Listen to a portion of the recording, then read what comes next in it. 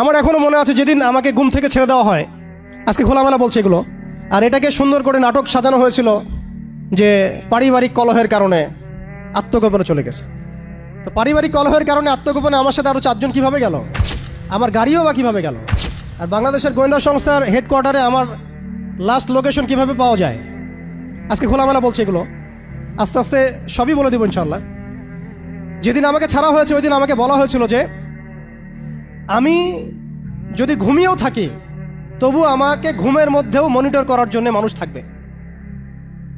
রাস্তাঘাটে যাওয়া তো বহুত দূরের কথা, বয়ান দেওয়া তো বহুত দূরের কথা, মাহফিল করা তো বহুত দূরের কথা, দাওয়াতের কাজ করা বহুত দূরের কথা, মিম্বরে দাঁড়ানো বহুত দূরের কথা।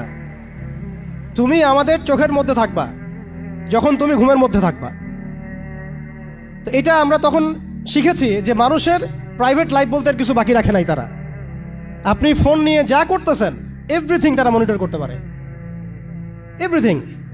কাকে মেসেজ করতেছেন, অনেক ভাই তখন আমার সাথে দেখা করতে আসলে আমরা ইগনোর করতাম তার ভালোর জন্যই, বিকজ সে বিপদে পড়বে আমার সাথে দেখা করতে আসলে।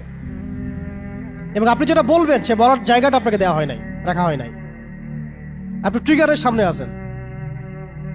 তো আল্লাহ পাকে সন্তুষ্টির জন্য কথা শুনেছি, অনেক সহ্য করেছি, মেনে নিয়েছি, গালি মন্দও খেয়েছি, আর এটাকে সুন্দর করে নাটক সাজানো হয়েছিল যে পারিবারিক কলহের কারণে আত্মগোপনে চলে গেছে।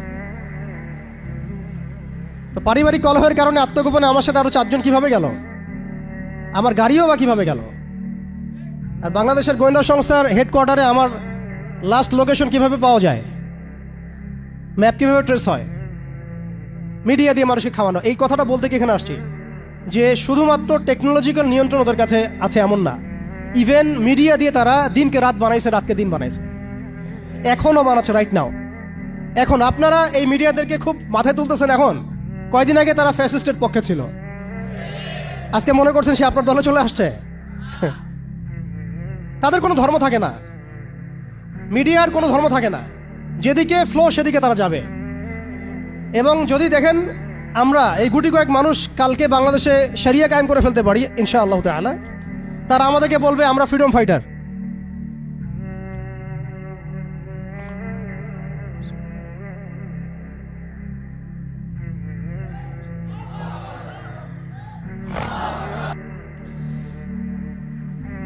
শুনতে পাচ্ছেন কথা?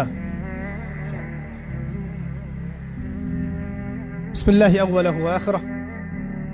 আমি বলছিলাম যে আপনি আপনার বিশ্বাসের জায়গাটাকে এতটা নরম করবেন না, এতটা সস্তা করবেন না। কারণ কাফেরদেরকে, ফাসেকদেরকে, জালেমদেরকে